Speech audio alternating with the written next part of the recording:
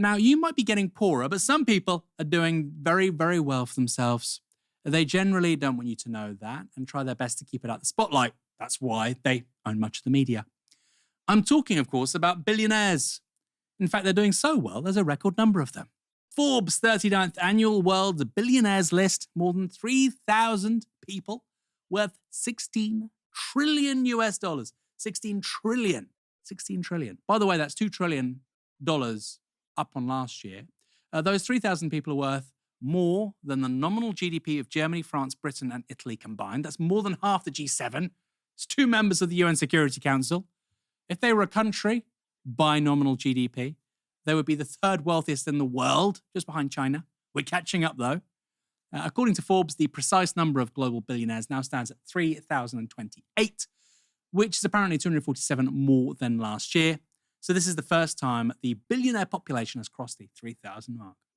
In terms of the average billionaire, their fortune now stands at $5.3 billion. That's an increase of $200 million from last year. So there's more of them and more money for each of them. And wealth inequality is so bad, it's now rapidly growing between billionaires. There are now 3 people worth more than $200 billion for the first time ever, with 15 members of the $100 billion club. That's up from 14 a year ago and 0 in 2017. So we didn't have anybody worth more than $100 billion in 2017. These so-called centi-billionaires have a combined worth of $2.4 trillion, which is more than the bottom 1,500 billionaires combined. Here's a great graphic which shows the total wealth of billionaires and the number of billionaires globally. What is so striking is the liftoff you see after 2009. That, of course, was the global financial crisis. But 2009 to 2010, that is quantitative easing, cheap money, very low interest rates. That carries on all the way through to COVID and then a slight dip and bam, another big takeoff in 2021 in terms of total wealth held by billionaires. A lot of this is because of monetary policy, a lot. But who are the richest of the richest? Well, at first is Elon Musk. He's worth an estimated $342 billion and has added $147 billion to his fortune over the past 12 months. That's thanks to an outstanding year for SpaceX, privately owned company, by the way, and his AI firm XAI, which he merged with social media giant X last week. Even Tesla, despite recent protests and a stock market sell-off, which has been really significant, is trading higher than a year ago. And next up is Meta's Mark Zuckerberg. He's worth an estimated $216 billion. Third is Amazon's Jeff Bezos on $215 billion. Fourth is Oracle's Larry Ellison with an estimated $192 billion. Good friends with Tony Blair. In at fifth is a European, for a change, Bernard Arnault. He's reputedly worth $178 billion. So 4 tech guys and the man who owns Louis Vuitton. It says quite a lot, doesn't it? In terms of the countries which have billionaires galore, the US is predictably first. They have a record 902. China is second with 516, while India ranks third with 205. In Europe, meanwhile, the UK has 55 billionaires and France 52, while Italy has 74 and Germany 171. Surprisingly, Sweden has 45 billionaires, only 10 million people. Norway has 17, which is interesting given their population is 1/12 of the UK. So it makes you think. The Nordics are doing something right. High tax, but also lots of billionaires. Apparently, that shouldn't happen if you were listening to people on the BBC. More of that in a moment. New to the club are Arnold Schwarzenegger and Jerry Seinfeld, as well as the individuals behind technology companies like Anthropic, CoreWeave, and DeepSeek. Of course, that's in China. Again, technology is playing a massive role in who joins the ranks of the ultra-rich. Kieran, I found the Nordics thing really interesting. Per head, Sweden and Norway have way more billionaires than the UK. Way more. They don't have the best weather. They have a wealth tax in Norway. They have the highest rate in terms of top earners pay a bit more actually in Norway than the UK. They have higher capital gains. So what explains Norway, Sweden, having so many more per capita billionaires than the UK? I mean, I would turn it on its head, right? Because underpinning that is the assumption that it's true when free market fundamentalists say you can't have too high a rate of tax, otherwise all the billionaires will leave. I would argue there is virtually zero empirical evidence that happens, certainly on a nationwide level. If we want to get into that vein of things, a really simple repudiation of, it's complicated in some ways, but the simple argument that if you raise taxes, people leave. California, California is the home of the great capitalist success story of the past 30, 40 years, right? That's what we're talking about. We're talking about big tech. California has some of the highest taxes in the United States. If it were true, if what free market fundamentalists claim were true, you would expect to find Silicon Valley in Wyoming or somewhere like that, right? That's the first thing. Another related point briefly, if Elon Musk, we're told he's lost 100 billion, 150 billion, it's been wiped off his wealth since he started working with President Trump and the Tesla stuff and so on. If he can afford to lose that and still be the wealthiest man in the world, or one of the wealthiest men, but wealthiest man in the world, then he can afford to be taxed more without it being onerous, such that it has, negative impacts for what he spends in the real economy or who he hires, etc., etc. It's just the slightest interrogation reveals it to be complete nonsense. Just briefly, you're right about the monetary policy, Aaron, completely right. But it's also, and this is interrelated, the reason that you see spikes in wealth concentration after the financial crisis and after COVID is partly because of monetary policy. It's also just very simple, right? People with the deepest pockets, billionaires, etc., can afford to speculate on the markets when stocks and shares go very low, right? Like they do during crises. In other words, all of these financial assets, instruments, products, etc., they plunge because you've got something like the financial crisis, something like COVID. Who is able to buy them up at very, very cheap prices on the risk that they don't gain value after the recovery from the crisis?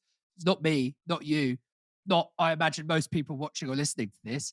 It's already very rich people. And so you have a very kind of solid material example in real time of how rich people get richer, how wealth begets wealth. And then that obviously creates a vicious cycle as inequality increases.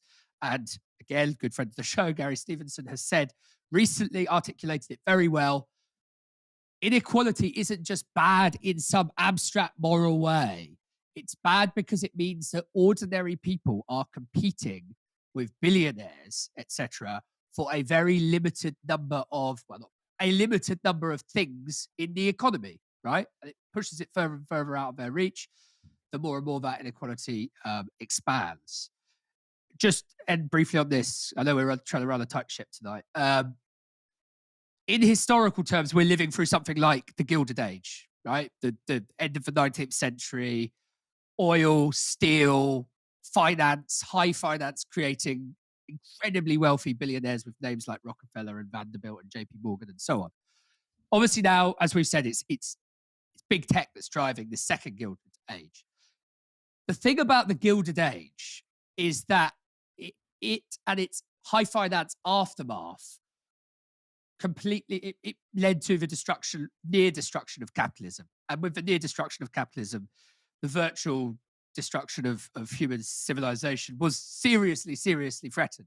And the only thing that pulled it out were things like Keynesianism, the New Deal, welfare state in England, social democracy, industrial relations in Europe, etc., etc.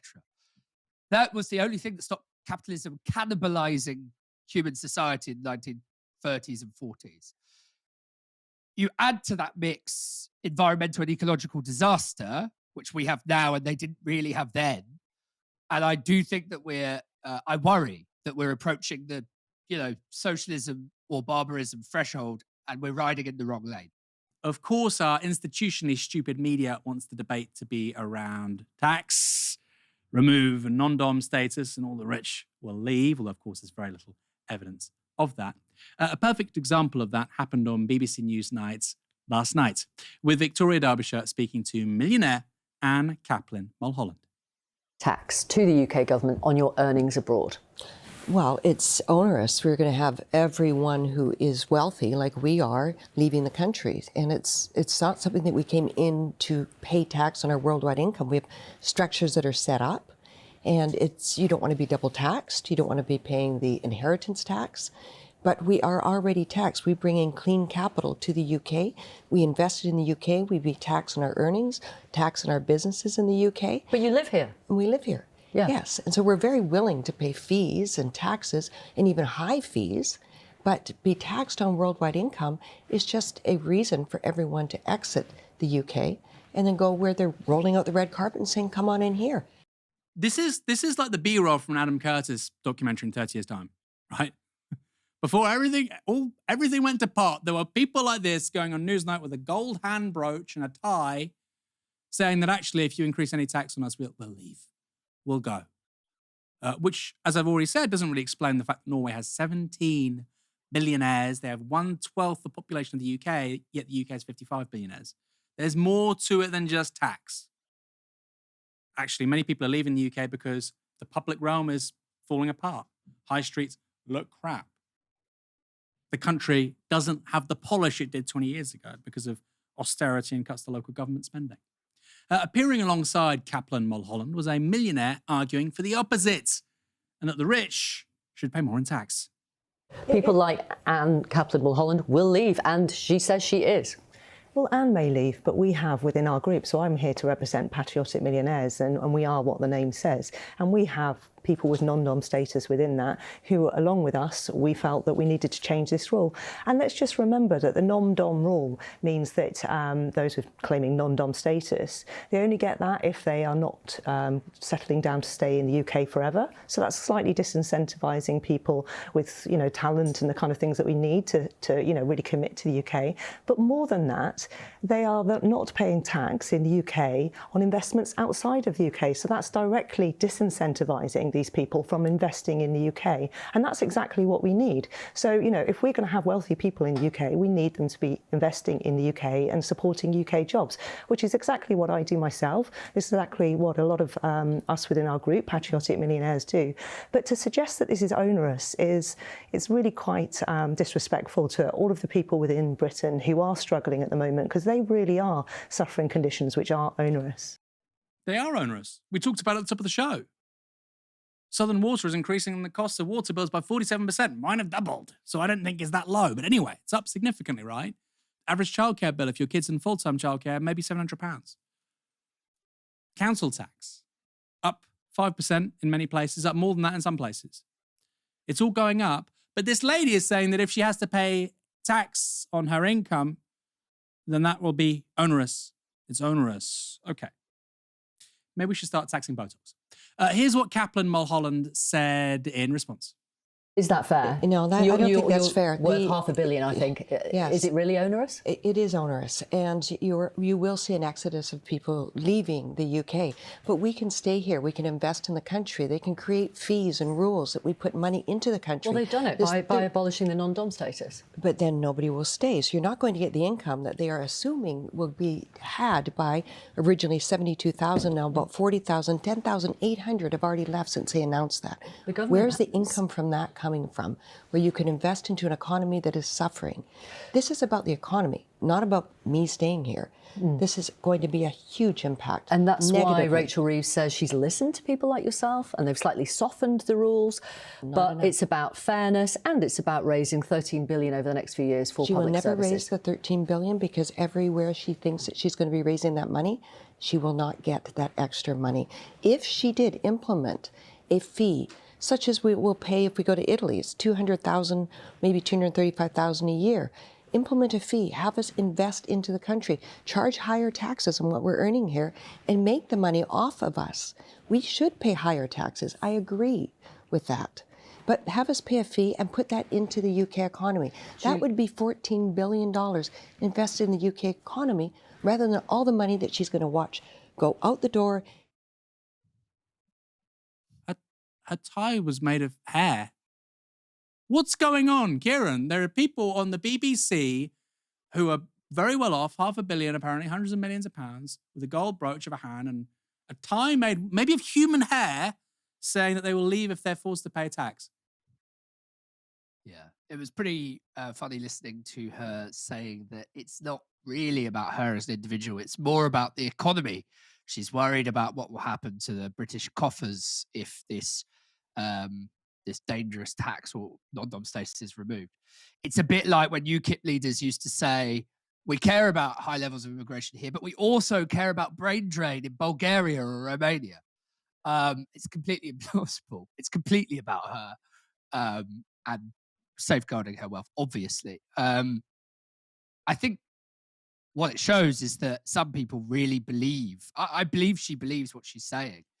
Some people really believe that the world was made for and by rich people, and that anything they give is basically charitable, and we should be grateful for it. We should feel lucky for it. But I think what they don't realize, or she doesn't realize, is that many of us, or some of us, know that it belongs to us in the first place. I still can't get over the tie. You're ultra wealthy trying to look, I'm normal. I'm not out of touch. All of you are getting poorer, and I don't want to pay income tax. And I'm going to wear a tie made out of human hair. But I'm not in any way weird. Thank goodness for Gary Stevenson. By the way, thank goodness for Gary Stevenson, because he has put out there the precise arguments against all of this crap. Good. Go. I'm somebody who's half Iranian, right? If I say I'm going to leave the country, if I tweet, I'm going to leave Britain, a flurry of comments would come in. You're not British anyway, go, whatever, good riddance, goodbye, blah, blah, blah. I'm committed to this country. I'm committed to this country. I'm committed to the people that live here. I'm committed to its future. My daughter was born here. My wife was born here. I was born here. I'm committed to it. I want to make it a better place. That's why I'm a socialist. This person is not committed to it. The right has no issue with people who aren't committed to this country if they're rich. But if you're a normal person and you're not committed, and you're a minority, go. Why were you even here in the first place?